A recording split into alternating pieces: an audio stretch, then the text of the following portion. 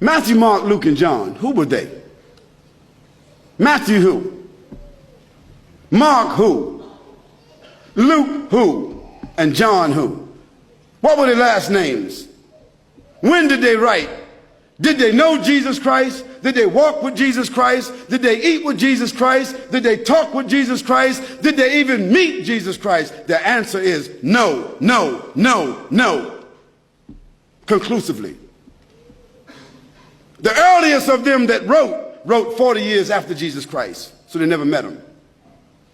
The last of them wrote 80 years after Jesus Christ, never met him. The other thing is, all of them seem to have written the gospel according to. Now, when you write a letter, do you sign it according to?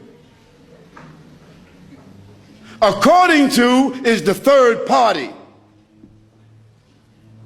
If Joanne or Jackie or Bobby or Johnny told me something and I wrote it, I would say according to Joanne, Jackie, Bobby, or Ronnie, according to. But those four people would not write a letter and in front of it say Jackie according to Jackie and not even write her last name. Because if Jackie wrote me a check and only said Jackie, I couldn't cash it.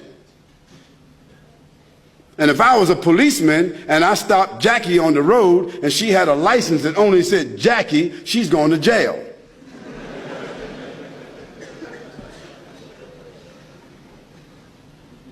Where in the world is a document with only one name of four different writers that did not meet the one whom they're writing about? Where is that accepted in the whole world? Nowhere except in the Bible. And the church fathers and the church writers and the Christian historians, they all agree that perhaps those four writers themselves were only pen names. Because a writer would not write his first name according to. And there's a great amount of suspicion that the man called Paul, Saul of Tarsus, that because he wrote all the books from Acts all the way to the end of the New Testament, how many books is that?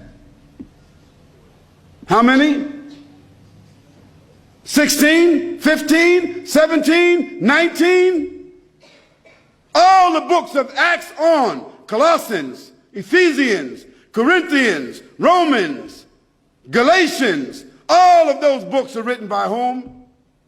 Paul, Saul of Tarsus, another man who never walked, who never talked, who never met, who never ate, who never prayed, who never knew Jesus Christ. Isn't that something? Now here we find four writers and another one between them that wrote all the New Testament books that never talked, never walked, never ate, never prayed, never met the man called Jesus Christ. Yet, in their words, the first mentioning of the Trinity came from where? From Jesus or from them?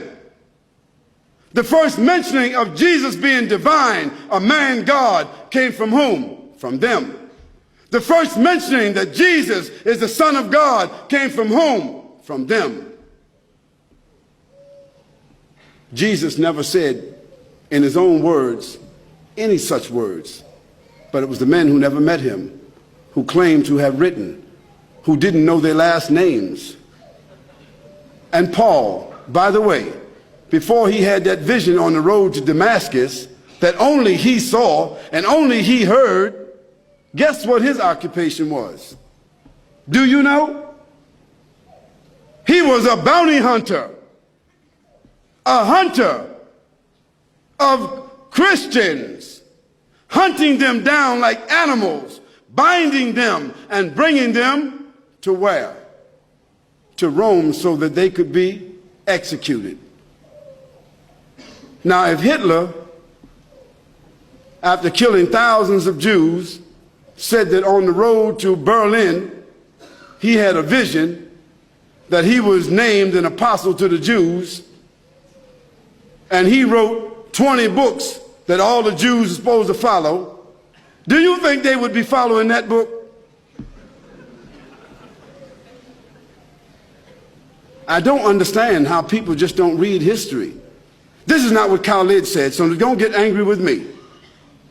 This is your own scripture, your own Bible scholars, the own church fathers. All of them agree that Paul never met Jesus, that Matthew, Mark, Luke, and John never met Jesus. By the way, they were not disciples. Nor were they walkers and talkers of the disciples. They were just writers and historians.